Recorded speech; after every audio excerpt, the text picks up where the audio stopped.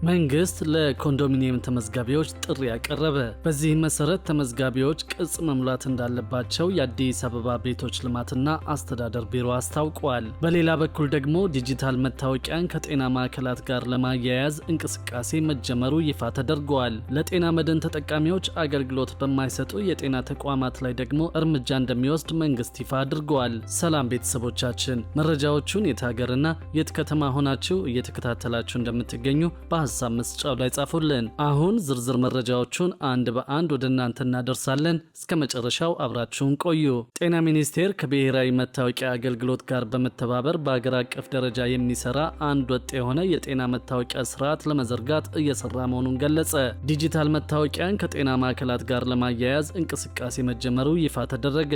ለጤና መድን ተጠቃሚዎች አገልግሎት በማይሰጡ የጤና ተቋማት ላይ ደግሞ እርምጃ እንደሚወስድ መንግስት ገልጿል። ጤና ሚኒስቴር ከብሔራዊ መታወቂያ አገልግሎት ጋር በመተባበር በአገር አቀፍ ደረጃ የሚሰራ አንድ ወጥ የሆነ የጤና መታወቂያ ስርዓት ለመዘርጋት እየሰራ መሆኑን ገለጸ።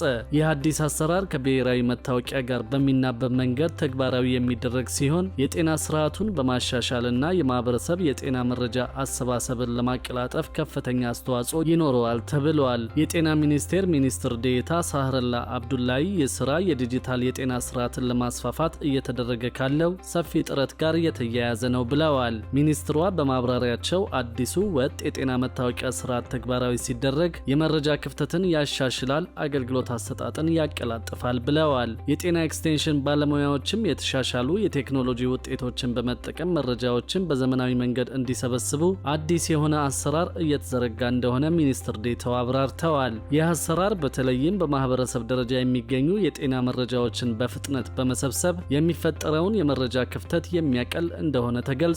ይህንን አዲስ አሰራር በመጠቀም እስካሁን ድረስ 29 ሚሊዮን የሚሆኑ በከተማ አካባቢ የሚኖሩ ዜጎችን መመዝገብ መቻሉን ወይዘሮ ሳህረላ ተናግረዋል። በተጨማሪም የዲጂታል የጤና ስርዓትን ለማስፋት በሚሰራው ስራ ውስጥ ባንኮችና ሌሎችም አገልግሎቱን ማቅረብ የሚችሉ ተቋማት ተሳታፊ ሊሆኑ እንደሚችሉ ተገልጿል። ከዚሁ ጋር በተያያዘ ደግሞ ለጤና መድን ተጠቃሚዎች አገልግሎት በማይሰጡ የጤና ተቋማት ላይ እርምጃ እንደሚወስድ መንግስት ገልጿል። ለተጠቃሚዎች አገልግሎት በማይሰጡ የጤና ተቋማት ላይ እርምጃ እንደሚወስድ የኢትዮጵያ ጤና መድን አገልግሎት ነው ያስታወቀው። በአገልግሎቱ የዋና ዳይሬክተር ጽህፈት ቤት ኃላፊ አቶ ዳምጦ ጥላሁን እንደገለጹት በጤና ተቋማት ውስጥ መድኃኒት እያለ የጤና መድን አባል የሆኑ ታካሚዎች ከውጭ ግዙ የሚባልበት ሁኔታ መኖሩን ጠቁመዋል። ይህንን በሚያደርጉ የጤና ተቋማት ላይ ክፍያ እስከ መከልከል የሚደርስ እርምጃ ይወሰዳል ሲሉ ተናግረዋል። አጥፍተው በተገኙ የጤና ተቋማት ላይ ክፍያ እስከ መከልከል የሚደርስ አሰራር መኖሩን አቶ ዳምጠው አስታውቀዋል።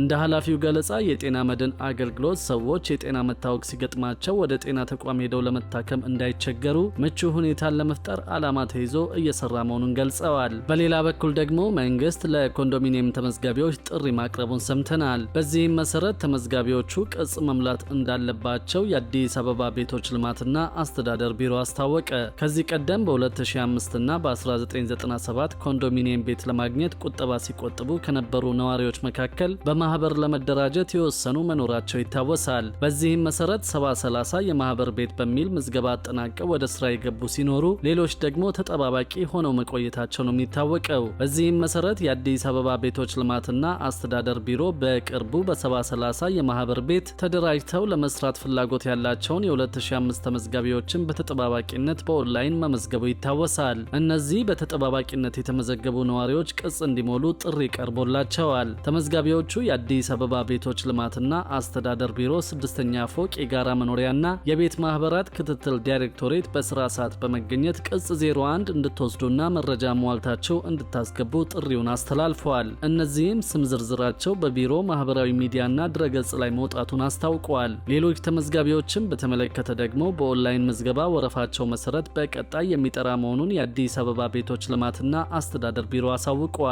ከዚሁ ጎን ለጎን ደግሞ የአዲስ አበባ ከተማ አስተዳደር የመኖሪያ ቤት ችግርን ለመፍታት ልዩ ልዩ የቤት ልማት መርሃ ግብር ነድፎ ተግባራዊ እያደረገ እንደሚገኝ አስታውቀዋል። 26000 ቤቶችን ለማስገንባት ለሀገሪቱ የመጀመሪያ በሆነ የግንባታ ቴክኖሎጂ ስራ መጀመሩም ይፋ ሆኗል።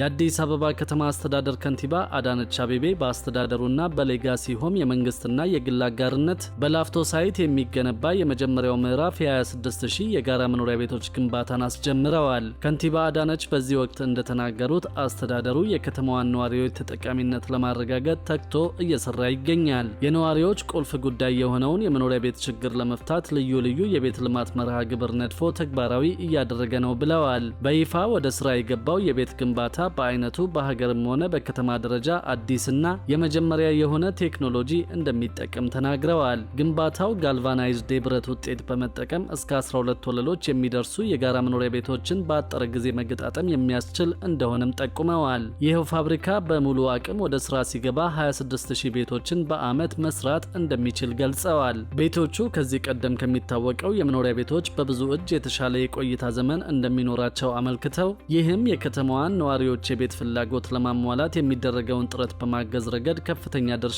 እንዳለው አብራርተዋል። ከዚህ በተጨማሪም ፋብሪካው ቤቶችን ለዜጎች ኢኮኖሚያዊ በሆነ መንገድ በላቀ ጥራት እንዲሁም በፍጥነት ማድረስ የሚያስችል አዲስ የህንፃ ግንባታ አሰራርን እውን የሚያደርግ በመሆኑ በግንባታ ወቅት ለበርካታ ዜጎች የስራ ዕድል እንደሚፈጥር አብራርተዋል። የአዲስ አበባ ቤቶች ልማትና አስተዳደር ቢሮ ኃላፊ ወይዘሮ ቅድስት ወልደ ጊዮርጊስ በበኩላቸው የተጀመረው የቤት ግንባታ የቤት ልማት መርሃ ግብሩን ሁሉን አቀፍና ተደራሽ በማድረግ ለዜጎች የተሻለ መጠለያን ለማጎናጸፍ አስቻይ ሁኔታ ይፈጥራል ብለዋል። አስተዳደሩ የቤት ልማት መርሃ ግብሩን የሚያቀላጥፉ ቴክኖሎጂዎችን ከሁሉም አቅጣጫ በማፈላለግ የመኖሪያ ቤት ተደራሽነት ላይ ትኩረት አድርጓል ያሉት ኃላፊዋ በዚህም ተጨባጭ ውጤቶችን በማስመዝገብ ላይ እንገኛለን ሲሉ ተናግረዋል። ይህን የቤት ግንባታ ሳይትም ከቴክኖሎጂ ጋር በማስተሳሰር በመፍጠርና በመፍጠን መርህ ባጠረ ጊዜ ለማጠናቀቅ ቃል ገብተዋል። ከንቲባ አዳነች አቤቤ በ2018 ቅድሚያ የሚሰጠው የቤት ግንባታና የውሃ አቅርቦትን ማሻሻለው ሲሉ በቅርቡ መናገራቸው ይታወሳል። የአዲስ አበባ ከተማ ምክር ቤት ባለፈው ሐምሌ ወር መጀመሪያ ላይ ባደረገው መደበኛ ጉባኤው ያጸደቀው በጀት 350.1 ቢሊዮን ብር እንደነበር የሚታወስ ነው። ከዘንድሮ የአዲስ አበባ ከተማ በጀት ውስጥ ለቤቶች ልማት ዘርፍ የተመደበው 24.6 ቢሊዮን ብር ነው። ጠቅላይ ሚኒስትር አብይ አህመድ በቅርቡ